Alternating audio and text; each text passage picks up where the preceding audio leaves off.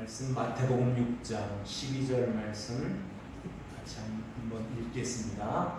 우리가 우리에게 죄 지은 자를 사하여 준 것 같이 우리 죄를 사하여 주시옵고. 아멘. 오늘 이 말씀을 통해서 죄 지은 자를 사하여 줄 수 있겠는가? 이렇게 사해 줘야 아버지가 또 사해 주신다고 하는데 사해 줄 수 있겠습니까?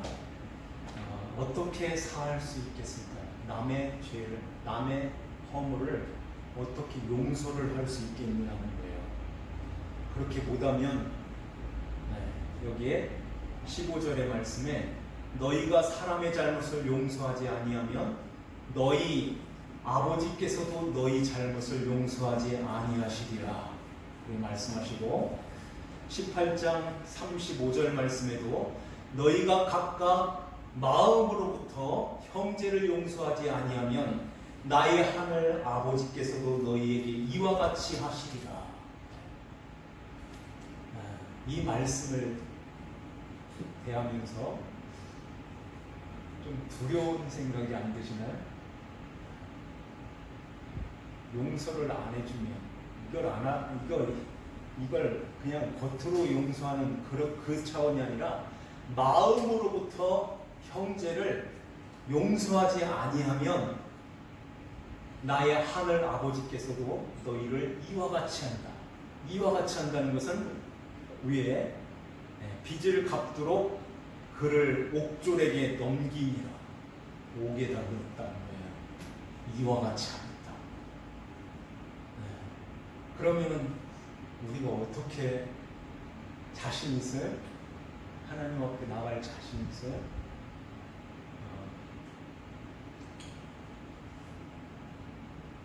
그래서 남에게 관용을 베풀어서 내게 잘못한 사람을 용서해야지. 내가 교회 다니는 사람이 참고 용서해줘야지. 내가 그래도 목사인데 또 집사인데 용서해줘야지. 이를 악물고 내가 용서해야지. 용서해야 돼. 그래야 하나님으로부터 또 용서를 받지. 그래서 열심히 그렇게 용서를 하려고 몸부림치면서 그래 살다 보면은 또 짐이 하나 이렇게 물려지잖아요. 이 말씀을 그러면은 우리는 어떻게 용서를 해야 되는데 어떻게 용서할 수 있냐 하는 거예요. 성경의 여러 곳에 죄라는 말은 관역에서 빗나갔다 하는 그런 뜻을 갖고 있습니다.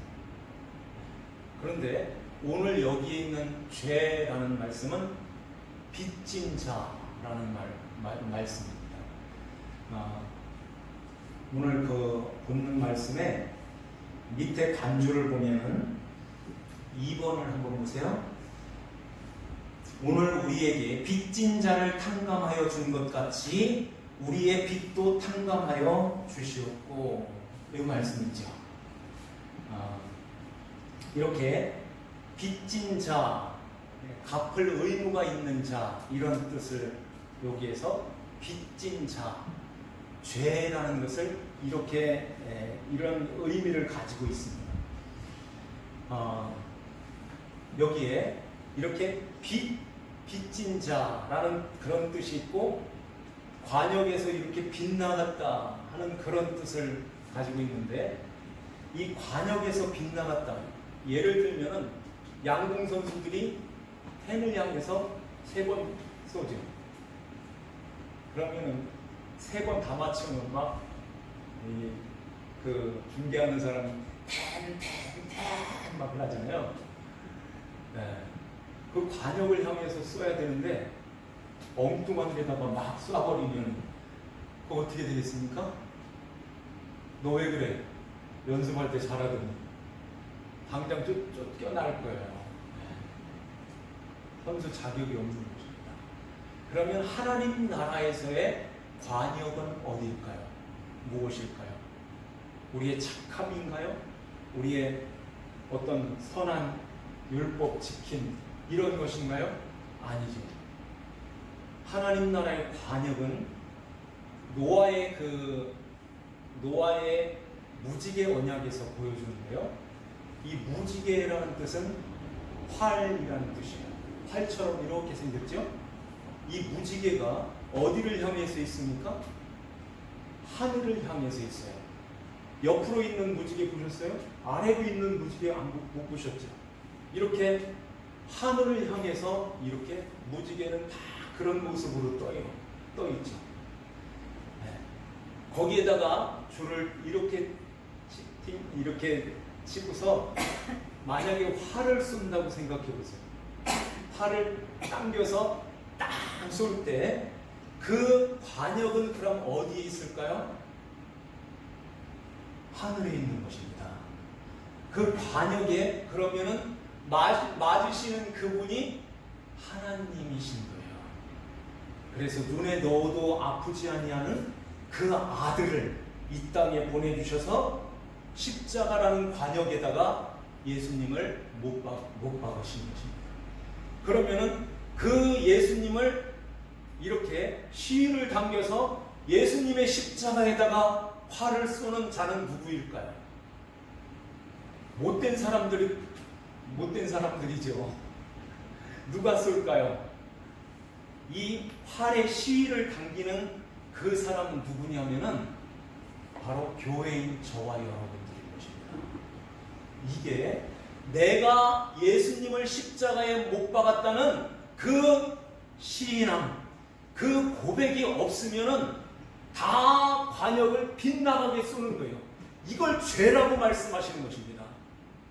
그런데 내가 관역에다가 그 예수님의 십자가에다가 관역을 향해서 쏠 때에 쐈는데 맞으신 분이 예수님이신 거예요. 그때 우리 안에 무슨 생각이 들까요? 내가 예수님을 십자가에 못 박았습니다 하는 그 애통함이 있는 것입니다. 그래서 실제로 예수님이 나 아니면, 저와 여러분들이 아니면은 이 땅에 오실 이유도 없고 십자가에 달릴 이유가 없는 거예요. 하나님이 택한 하나님의 백성들을 살리시기 위하여 예수님이 이 땅에 오셔서 우리의 화살을 맞아서 주님이 십자가에 돌아가신 것입니다. 이게 죄에서 벗어나는, 죄에서부터 용서받는 그 길은 이 한 가지뿐인 거예요. 내가 쏜 그 화살, 나 때문에 주님이 십자가에 돌아가신 그 십자가는 나 때문에 지셨네요 하는 그 십자가 밑에서의 고백 속에 어떤 생각이 들까요? 그런 생각을 해봤어요? 무지개라는 이 원형 안에, 무지개 바깥에도 있고 안에도 있을 텐데 이 안에 있는 자만 하나님이 택한 백성이며 이 안에 있는 자만 그 마음을 갖게 되는 거예요. 그때 화살을 쏘면서 그 화살을 꼭 잡고 같이 날아가는 거예요. 요 그림이 있죠. 같이 날아가서 예수님의 십자가 밑으로 그 안으로 같이 들어가는 거예요. 나도 죽을 거예요. 나도 죽었습니다 하는 고백을 그 십자가 밑에서 우리는 그 고백을 하게 되는 것입니다. 이게 관역을 벗어나지 않는 거예요. 관역을 향해서 정확하게 쏘게 되고 그 관역 안으로, 십자가 안으로 들어가서 나도 죽을래요, 나도 죽었어요 하는 그 고백 속에서 이제는 주님께서 우리를 품 안에 받으시는 거죠. 그리고 주님이 세례 물속으로 들어와서 우리를 이렇게 건져내신 것 같이 우리가 주님과 함께 죽었을 때에 하나님께서 예수 그리스도를 일으키셔서 나오실 때 부활하여 나오실 때 우리도 같이 부활하여 나오게 되는 거예요. 이게 무지개 언약인 것입니다. 하나님께서 우리를 이렇게 살리시겠다는 십자가의 지혜와 능력이 거기에 들어있는 거예요. 그래서 진심으로 그 앞에, 주님 앞에 무릎을 꿇는 것입니다.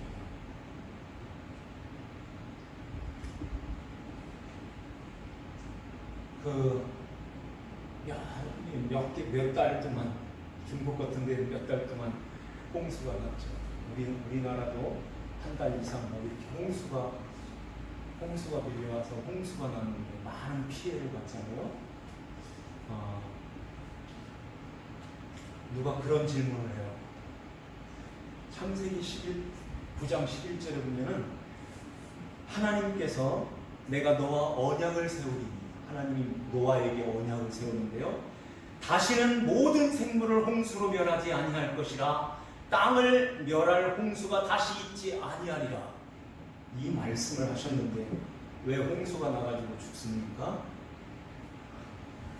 왜 그럴까요? 하나님이 또 다른 말씀 하시는 거예요? 하나님께서 여기에 보니까 땅을 멸할 홍수를 다시 잊지 아니하리라. 그 땅은 이제 아브람 때에 그 땅을 자손에게 주겠다는 약속을 하세요. 그 땅을 구체적으로 애굽의 강에서부터 큰 강 유브라데 강까지 이 땅을 내 자손에게 주겠다 하는 말씀이 창세기 15장 마지막 부분에 그 말씀을 하세요. 그러면은 그 땅을 자손에게 주겠다는 그 땅은 어떤 땅일까요? 바로 그 자손은 예수 그리스도시며 그 예수님이 그 땅으로 들어오시겠다는 것입니다. 그 땅은 바로 저와 여러분들을 말씀하는 거예요. 우리 안에 예수 그리스도를 예수를 보내줘서 그 예수로 말미암아 이제는 홍수로 멸하지 않는, 홍수나 바다, 강, 이것은 죄와 사망, 심판, 저주, 이것을 상징하는 거예요. 성경 여러 군데 볼 때 다 그 내용이 거기에 다 들어있습니다. 그래서 다시는 그 땅을 멸하지 아니할 거야. 그래서 그 증거로 무지개를 이렇게 띄워주시는 거예요. 그 무지개가 그 화를 통해서 내가 너희들을 대신해서 죽을 거야 하는 것입니다. 그래서 이제 우리가 거기에서 살아나는 거예요.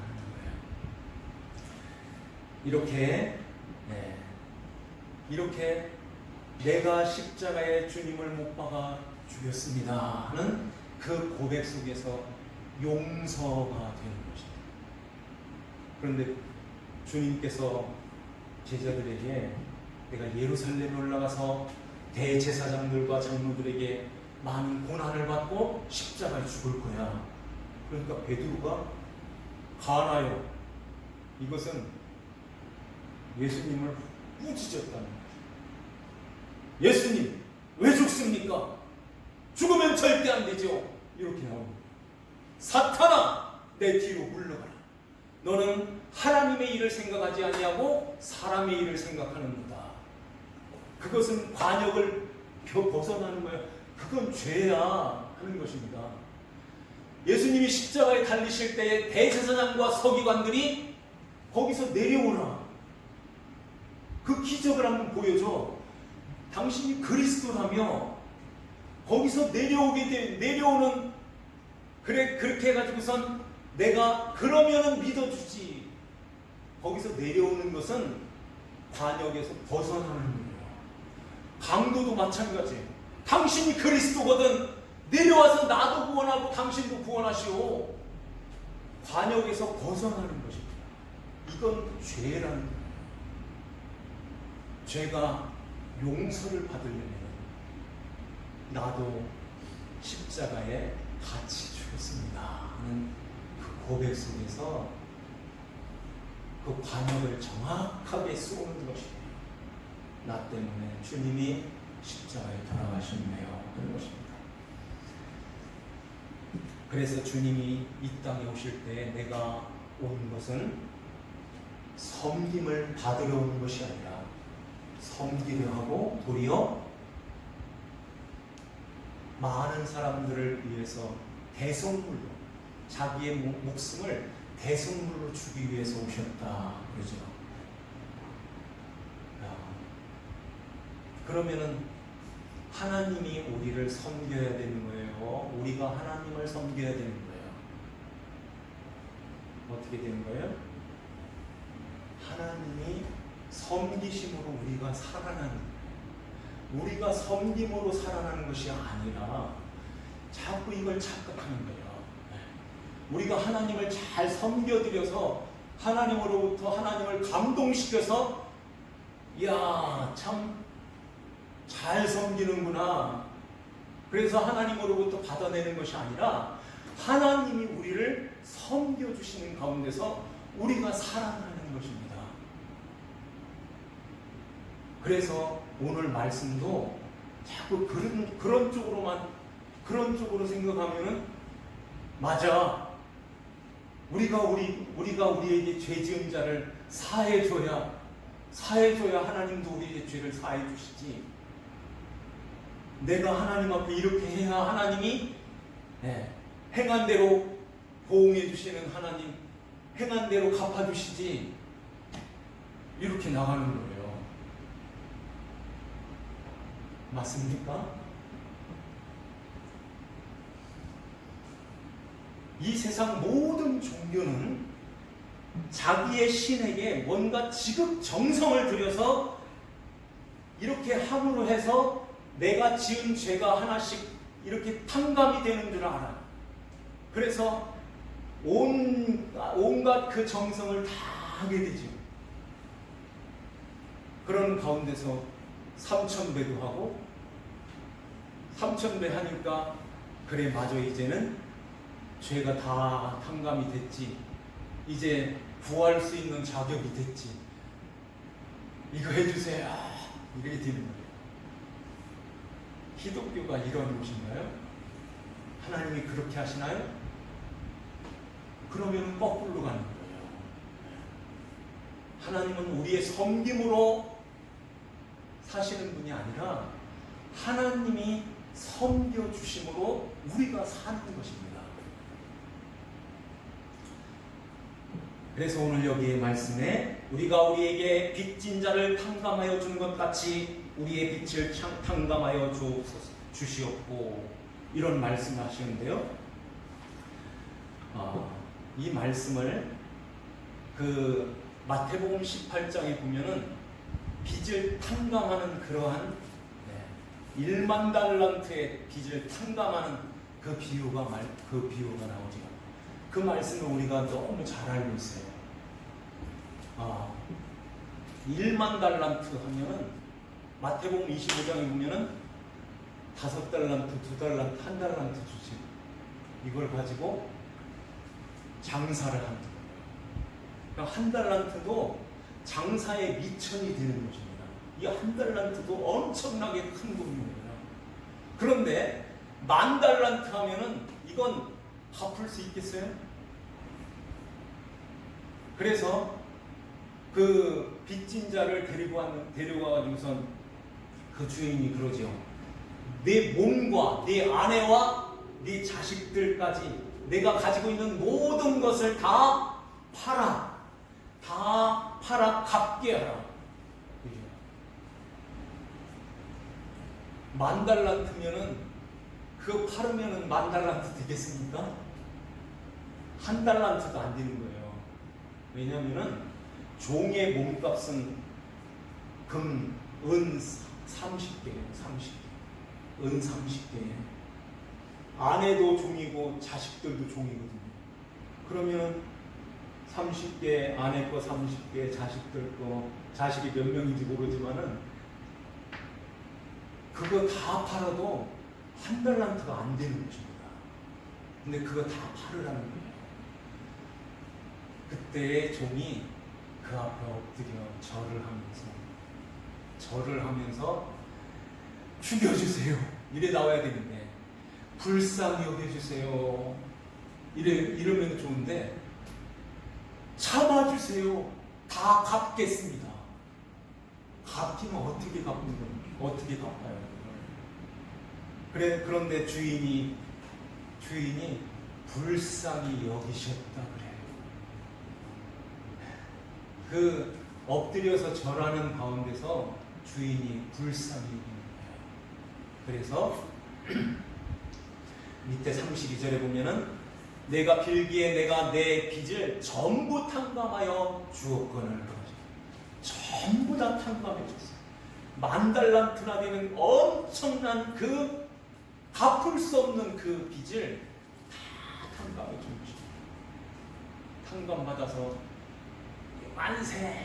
저 다 하고서 막 나오는데, 자기한테 빚진 100데나리온, 이것은 한 3개월 정도 일하면 갚을 수 있는 그러한 10,000달란트에 비하면 아무것도 아니에요. 그러한 것들이지.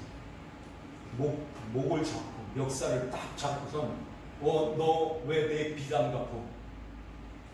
왜 빚 안 갚어? 이러면서 그렇게 막 다그칠 때 그 앞에서 무릎을 참아주세요. 내가 갚을게요. 참아줘요. 이러는데 참지 못하고 옥에다 갖다 넣어버립니다.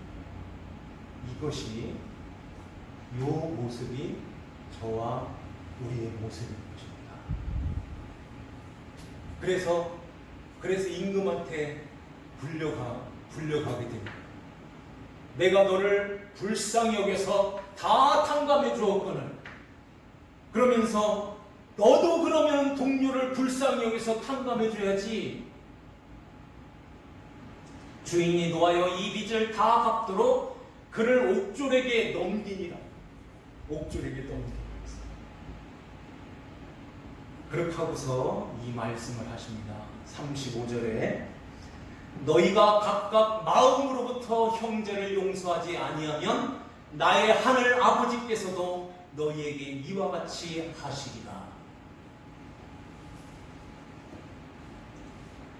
어떡하겠습니까? 이와 같이 하면 우리는 어디로 가는 거예요? 끝나는 거예요. 여기에서 성경을 딱 닫아버렸으면 우리는 어떻게 할 뻔했습니까? 안 되는 거예요. 할 수 있습니까? 마음으로부터 형제를 용서할 수 있겠어요? 마음으로부터. 한 번만 안 되면은 탈락됩니다. 그런데 19장이 있어서 너무 감사한 거예요. 19장을 보면서, 하나님이 이렇게 우리를 사랑하시는구나. 그러면은 이렇게 용서할 수 있지. 이렇게 되는 것입니다. 그러면 19장에 어떤 말씀이 있을까요?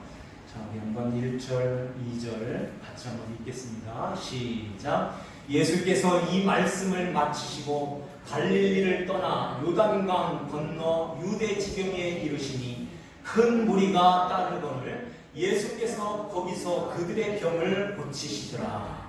아멘. 이런 그림인 거예요. 그러니까 10,000달란트 탕감받은 이 자들은 하나님의 택한 백성들인 거예요. 택한 백성들이 이제 이 세상에 살면서 100데나리온 용서를 못하는 그러한 모습으로 우리는 있는 것입니다. 그러는 가운데서 주님께서 찾아오시는 거예요. 이 옥에 갇혀있는 이 세상으로 찾아오셔서 우리를 이제 데리고선 요단강 건너로 데리고 가는 거예요. 강은 저주와 심판과 그 사망의 그 강을 주님이 데리고선 건너가셔서 유대 지경인 그 새 예루살렘과 그 새 땅, 새 하늘과 새 땅에 모여가는 그곳으로 건너가시는 것입니다. 어떻게 해요? 많은 무리들 가운데 병든 자를 고쳐서 우리가 이렇게 영적으로 이렇게 병들어가지고선 도저히 거기서 헤어나올 수 없는, 용서를 해줄 수 없는 그러한 가운데서 용서받을 수 없는 그러한 자였는데, 주님께서 우리에게 찾아오셔서 우리를 데리고서 요단강 건너로 건너가시는 거예요. 그러면서 내 신부로 삼겠다 하는 것입니다. 그 말씀이 바리새인들이 예수님을 시험하는 그 말씀 가운데서 그 말씀을 하시는 거예요. 자, 한번 보세요. 3절에 바리새인들이 그 시험을 하면서 이런 질문을 합니다. 사람이 어떤 이유가 있으면 그 아내를 버리는 것이 옳으니까 그래요. 그때 예수님께서 사람을 지으신 이가 본래 그들을 남자와 여자로 지으시고 말씀하시기를 5절 말씀, 그러므로 시작. 그러므로 사람이 그 부모를 떠나서 아내에게 합하여 그 둘이 한 몸이 될지니라. 이 말씀은 창세기 2장 24절에 말씀하세요. 그 말씀을 인용해서 지금 이 말씀을 하시는데요. 창세기 2장에 어떤 말씀이 있을까요? 하나님께서 아담을 깊이 잠들게 하고 옆구리를 열어서 갈비뼈를 취하여 여자를 만듭니다. 여자를 만들어가지고 아담에게 이렇게 데리고 올 때에 감탄하죠. 오, 나의 아내가 이렇게 이쁘다니, 내 살 중에 살이요 뼈 중에 뼈로다.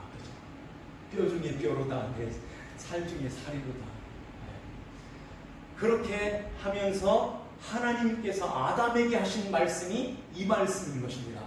사람이 부모를 떠나서 아내에게 합하여 그 둘이 한 몸을 이룰지니라, 이렇게 말씀하세요. 창세기.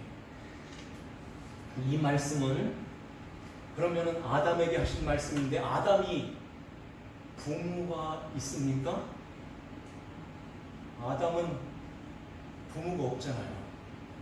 그러면은 이 말씀이 실제 내용을 담고 있는 그 말씀일 거예요. 그 말씀이 사도 바울이 에베소서 5장에 보면은 아내는 남편에게 이렇게 해라, 남편은 아내에게 이렇게 해라. 이것은 교회가 그리스도에게 하는 것이고 그리스도께서 교회에게 하시는 말씀이야. 이 말씀을 하시면서 비밀이 크도다. 나는 그리스도와 교회에 대하여 말하노라. 이로 말씀합니다. 이 말씀은 그러니까 사람이 부모를 떠나 아내와 합하여 둘이 한 몸이 될지니라. 이 말씀은 그리스도와 교회와의 관계 속에서 이렇게 합해지는 것을 바울이 말씀하는 거예요. 처음부터 창세기 2장에서부터 이것은 너네 아담과 하와 너네 둘이 합하여지는 요 얘기가 아니라 그리스도를 보낼 거야.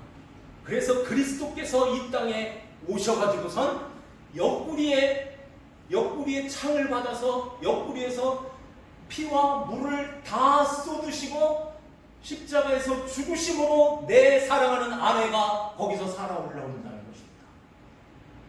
사랑하는 아내가, 저와 여러분들이 교회인 하나님의 백성들이 그리스도의 신부로 살아 올라와서 그리스도와 연합하여 하나가 된다는 거예요. 이렇게 주님이 이제 우리 안에 이렇게 들어오셔서 6절 말씀해 보니까 그런즉 이제 둘이 아니요 한 몸이니 그러므로 하나님이 짝지어 주신 것을 사람이 나누지 못할지냐.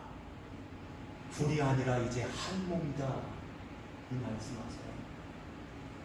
이러한 가운데서 우리가 간혹 주님을 이제 모시고서 살아가는 가운데서 바로 그런 생각이 들죠. 백대나리면 아까운데 용서 못하겠는데, 이런 생각이 들 때 주님께서, 신랑이신 주님이 우리 안에서 그런 마음이 들 때 뭐라고 하시겠습니까? 그런 그림입니다. 우리에게, 나에게, 여러분들에게 주님이 잉크를 싹 하시며 내가 있잖아 하는 거야. 내가 있잖아. 그게 그렇게 좋아? 그렇게 소중해? 나는 내가 있잖아. 이렇게 하면서 주님이 우리에게 말씀하시고 사인해 주신 것입니다. 그래서 우리에게 그 질문을 하시는 거예요. 10,000달란트가 더 귀하냐? 내가 더 귀하냐? 우리는 10,000달란트 그 탕감받은 것도 참 귀한 거예요. 하나님께 택함받은 이것이 참으로 귀한 것인데, 그거보다 더 귀한 것이 있다. 그것과도 바꿀 수 없는 그분, 신랑이 우리 안에 계시는 거예요. 신랑이신 주님이 우리 안에 계셔서 내가 너와 함께하고 있어. 내가 너의 신랑, 너는 내 신부인데 그거 용서 못해? 이렇게 되는 것입니다. 그러면은 우리 안에서 주님이 우리에게 그 말씀하시는데, 10,000달란트보다 더 귀하신 분이 계세요. 100데나리온 아무것도 아닌 주님이 계신데 내가 좀 손해보면 어떻습니까? 내가 주님이 내 안에 계시고 주님이 나와 함께 하시는데, 내 신랑으로 들어와 계시는데 그거 아무것도 아닌, 그래서 사랑의 거인이요 용서의 거인으로 우리를 만들어 주신 거예요. 그래서 그것이 아무것도 아닌 것처럼, 그것은 정말 깃털같이 아무것도 아닌 그런 모습으로 우리에게 다가오게 되는 것입니다. 이때에 주님께서 말씀하시는 거예요. 우리가 서로 형제들을 안에 다 신랑이신 주님을 다 모시고 있을 때 잘못할 때가 있어요. 나도 잘못할 때가 있고, 그럴 때에 주님이 용서해.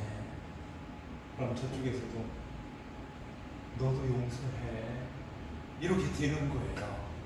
그래서 우리가 우리에게 죄 지은 자를 사하게 되는 것입니다. 내 힘으로 용서가 되겠습니까? 안 되는 거예요. 주님이 신랑으로 들어오셔서 내가 있잖아, 이 말씀해 주시는 거예요. 그래서 내 마음이 무너지고 내 마음이 억장같이 그런 감정이 막 폭받쳐 오를 때도 내가 있잖아 하시는 거예요. 내가 신랑이야. 10,000달란트보다 더 귀한 신랑이 있잖아. 그래서 주님이 우리에게 말씀하시고 그것이 확인되어질 때 요만하게 보이는 거예요. 100데나리온 먼지같이 작게 보이는 것입니다. 그러면 용서해요. 용서해야지요. 같이 서로, 형제가 서로 같이 용서를 하면서 아버지 앞에 나가는 거예요. 아버지, 용서했어요. 우리 용서해 주세요. 이렇게 믿음으로 용서를 하는데 아버지가 용서 안 해주겠니? 하는 것입니다. 아버지가 용서해 주셔. 그래서 영원히 아버지 품 안에서 영원히 살게 돼. 그런 가운데서 이 말씀도 하세요. 19장 9절 말씀 한번 더 볼까요? 같이 한번 읽겠습니다. 내가 너희에게 말하노니 누구든지 음행한 이유 외에 아내를 버리고 다른 데 장가드는 자는 간음함이니라. 주님께서 다른 데 장가들면 간음한다고 하시는데, 내가 너희들을 어떻게 버리고 다른 데 장가가? 절대 그런 일 없어 하는 거예요. 내 신부야, 야 어머니, 너희들은 내 손에서 누구도 빼앗을 자가 없고, 네. 그래서 사도 바울이 로마서 8장에 누가 우리를 그리스도의 사랑에서 끊으리요? 환난이나 궁고나 박해나 기근이나 위험이나 적신이나 칼이랴. 누구도 우리를 그리스도의 사랑에서 그 신부된 신랑이신 주님과 하나가 되어 있는, 한 몸이 되어 있는 여기 이 관계를 끊을 자가 없다는 것입니다. 그런데 음행은 하지 마라 하는 거예요. 우리들에게 음행하지 마. 음행하면 다른 데 장가들어. 그런데 우리에게도 주님이 신랑으로 들어와 계시는데 어찌 음행하겠습니까? 이렇게 되는 거예요. 그런데 일용할 양식이 없고 그 말씀이 없어서 용서를 받지 못하고 시험에 들고 악에 빠져서 그렇게 허덕일 때 음행하게 되는 거예요. 음행할 수도 있는 것입니다. 그때 주님께서 다른 데 장가들면 어떻게 하겠습니까? 근데 이런 일은 있어서도 안 되고 절대 있어서는 안 되죠. 주님이 우리를 버리지 아니하셔요. 백대나리온 이어 용서하지 못하는 그런 모습은 우리들에게 있어요. 그렇지만은 그것 가지고 절대 안 버려 하는 것입니다. 그럼에도 불구하고 주님이 우리 안에 들어오셔서 내가 있잖아, 그 말씀해 주시는 거예요. 내가 있는데 그 용서해야지. 같이 용서를 해서 아버지 앞에 나와 우리가 우리에게 모든 죄를 사하여 준 것 같이 아버지, 우리 죄를 사하여 주세요. 우리의 빚에 그 빛을 탕감하여 주세요 하는 것입니다. 그럴 때 하나님 아버지께서 우리를 다 용서해 주시고 주님이 우리 안에 계시면서 날마다 일용할 양식을 구하고 찾고 두드리는 가운데서 그것으로 배불림을 얻고, 그러는 가운데서 용서하고 사랑하고 이제 시험에 또 악에 빠지지 않는 주님이 기뻐하시는 그 하늘에서 이루어진 같이 땅에서도 이루어진 그리스도의 다스림을 받고 아버지의 이름이 거룩히 여김을 받는 그런 복된 삶을 이 기도가 우리에게 가르쳐 주시는 거예요. 이 기도의 내용을 가지고 우리가 하나님 앞에 날마다 기도하며 가는 저와 여러분들 되시기를 주님의 이름으로 축원합니다. 기도하시겠습니다. 하나님 아버지 감사합니다.